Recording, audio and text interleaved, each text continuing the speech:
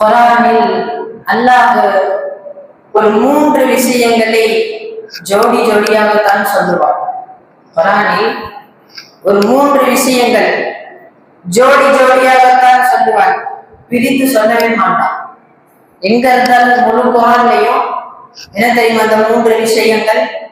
ஒன்று, தொழுகையை நிலைநாட்டுங்கள், ஜகாத்தை கொடுங்கள்.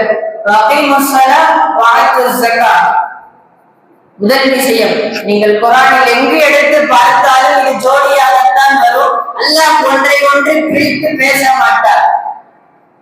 இரண்டாவது என்ன தெரியுமா? அல்லாஹ்விற்கு நன்றி கூறுங்கள், உங்கள் பெற்றோர்களுக்கு நன்றி செலுத்துங்கள்.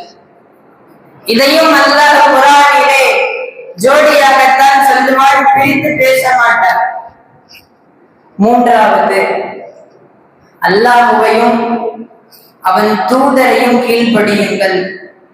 அல்லாஹ்வுடைய கட்டளைக்கு கீழ்ப்படியுங்கள். நபி ஸல்லல்லாஹு அலைஹி வஸல்லம் அவர்களுடைய சொல்லிற்கு, அவர்கள் செய்த செயல்களுக்கு அதை பின்பற்றுங்கள் என்பதாக இந்த 3 விஷயங்களையும் அல்லாஹ் குர்ஆனிலே ஜோடி ஜோடியாகத்தான் சொல்லுவான், பிரித்து பேச மாட்டான். மஸ்ஜிதுன் நபவி கட்டி முடிச்சாச்சு. நபி ஸல்லல்லாஹு அலைஹி வஸல்லம் அவர்கள் மஸ்ஜிது நபவிக்கு முன்னால் மஸ்ஜிதுல் குபா கட்டியாச்சு. அடுத்து மஸ்ஜிதுல் நபவி கட்டிட்டாங்க. கட்டி முடித்த பிறகு சுமார் 17 மாதங்கள், எத்தனை மாசம் பை? 17 மாதங்கள் பைத்துல் முகத்தஸை பின்பற்றி தொழுதார்கள். பைத்துல் முகத்தஸ் இருக்குல்ல, அதை முன்னோக்கி தொழுதார்கள் 17 மாசம். மஸ்ஜித் நபவி கட்டியதற்கு பிறகு 17 மாதங்கள் பைத்துல் முகத்தஸை முன்னோக்கி தொழுது கொண்டிருந்தார்கள் நபிகள் ஸல்லல்லாஹு அலைஹி வஸல்லம் அவர்களும் மற்ற எல்லா முஸ்லிம்களும்.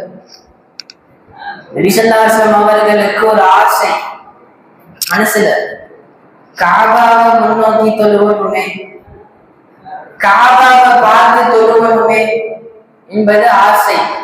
நபியினுடைய ஆசை நிறைவேற்ற வேண்டும் என்பது அல்லாஹ்வுடைய ஆசை. தொழுகையில் இருக்கும் போதே அல்லாஹ் இப்படி ஆயத்தை இறக்குகிறார், ஃபவல்லி வஜ்ஹக ஷத்ரல் மஸ்ஜிதில் ஹராம், உங்களுடைய முகத்தை நீங்கள் மஸ்ஜிதில் ஹராமின் பக்கம், காபாவின் பக்கம் முன்னோக்குங்கள் என்பதாக தொழுகையில் இருக்கும் போது அல்லாஹ் ஆயத்தை இறக்குகிறார். இறக்கியவுடன் நபி ஸல்லல்லாஹு அலைஹி வஸல்லம் அவர்கள் உடனே திரும்புகிறார்கள்.